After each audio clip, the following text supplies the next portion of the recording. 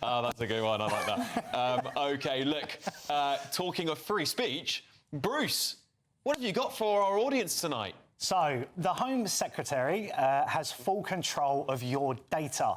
And what do you actually know about it?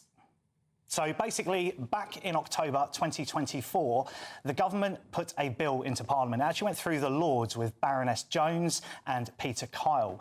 This is a bill that fundamentally changes data, how it's accessed and who has access to it in the United Kingdom, and it's being centralised under digital control.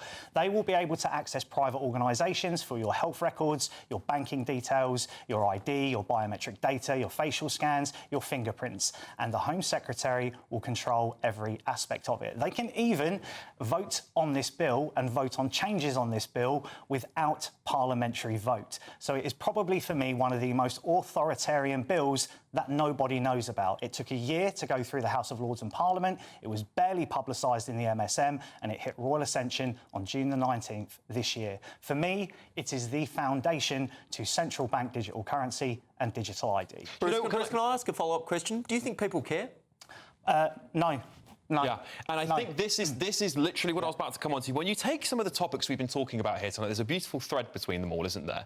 The judiciary having no jury, so you don't get tried by your peers. We're talking about whether or not we should have new definitions for hate speech. We're talking about data being controlled by a centralised authoritarian government being extremely worrying, and then whatever Will was talking about.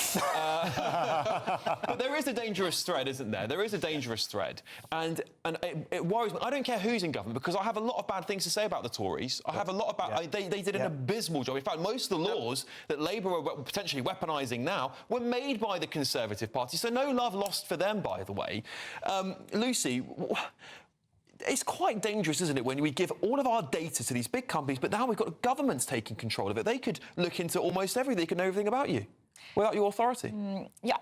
I mean, it's really hard. I think there's a lot of our personal data already out there. It's just how they use it. So will they use it to invade your personal privacy? Or I'm more supportive of the idea of, for example, if it were to prevent crime or catch certain criminals or to prevent crises from happening, then I understand that. I think it's all about the use. Is it for good intention or for evil purposes? Well, this is so. In 2013, of course, Amnesty International, I think they started taking the government to court because of the spying that was unveiled by Edward Snowden or GCHQ and the American Security Services. So it does make you wonder, doesn't it? It does make you wonder whether they would use this data without your knowledge, as Amnesty International have claimed they have. Yeah, reasonable question. I struggle with this one because the question I was making to Bruce was kind of a point, which is I don't think people really care about this. I think people go, we've already given so much of our data away to the big tech companies. Our lives are fully online now. But there were gates. There were gates. That's the thing, is there were gates, and those digital companies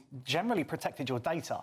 What this bill does is gives the government access to that. They can then centralise it and create a digital portfolio. One thing, I'll agree with you on one thing, which is that the government does have authoritarian tendencies. But I think if you look at what's happened in the last couple of years, such as the Conservatives introducing mandatory voter ID for a problem that didn't exist, which is basically trying to gerrymander, which is completely outrageous. So now you've got... It backfired on them massively. Right, but what you have, basically, is an expectation that we all have ID, but without any form of ID card. And so we come back to the arguments that we were having sort of 20 years ago about ID cards, which you had a kind of coalition of people on the left and the right over that particular issue. But it now seems as though we should have some kind of national ID just to access services. But I do take your point that the government can weaponise and manipulate data, and there do have to be safeguards in place to stop that happening. I think it's an invisible digital prison. It could be turned into a digital prison. It's the fact that there's so much power centralised around someone like the Home Secretary, who is a politician, and they may not be your cup of tea, and if they can write legislation and there's a massive majority in Parliament, well, you haven't got a say in it, and there's no one to stop them. It is terrifying to me.